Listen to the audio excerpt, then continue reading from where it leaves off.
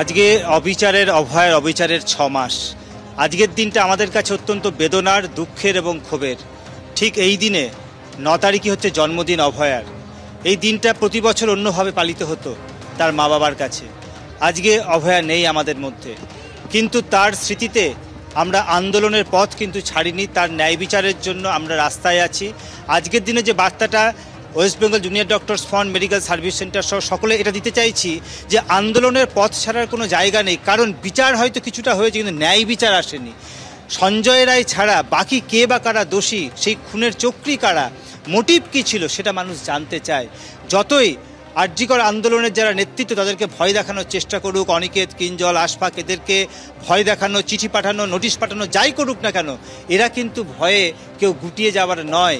তাই আরেকবার মানুষের কাছে বলার যে আন্দোলনের পরিবেশটা যেন সারা পশ্চিমবঙ্গ জুড়ে বজায় থাকে, যাতে করে কখন আবার একটা স্ফুলিঙ্গে অগ্নুৎপাত হবে, একটা বিস্ফোরণ ঘটবে, জনজাগরণ ঘটবে, তখন শাসক ভয় পেয়ে ন্যায় বিচার দিতে বাধ্য হবে। কারণ কলকাতা পুলিশ, সিবিআই, আদালত সবাইকে মানুষ চিনে নিয়েছে, বুঝে নিয়েছে।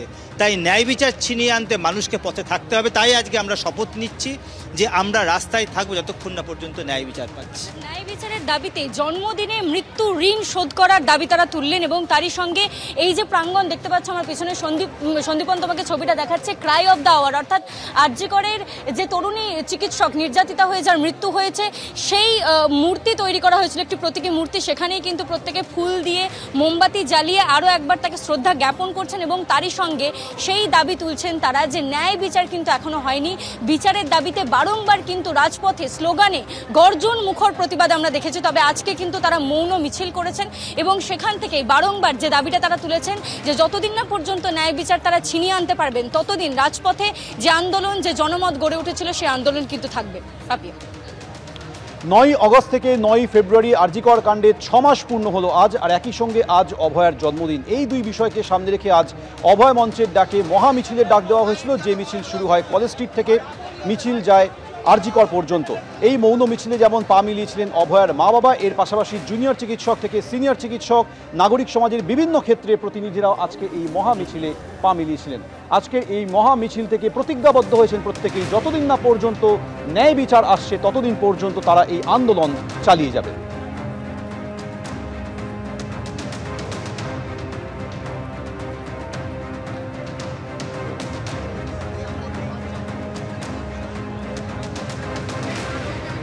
জন্মদিনের মৃত্যুঋণ স্লোগান তুলে ফের রাজপথে প্রতিবাদ, আন্দোলন আর প্রতিজ্ঞা, শপথ আরো দৃঢ় হলো। গর্জন উঠল সেই মিছিল থেকে। সেই মিছিলে ছিলেন অভয়ার মা বাবাও। চোখের জলে শুধু নয়, তারা বললেন বিচার ছিনিয়ে আনতে হবে।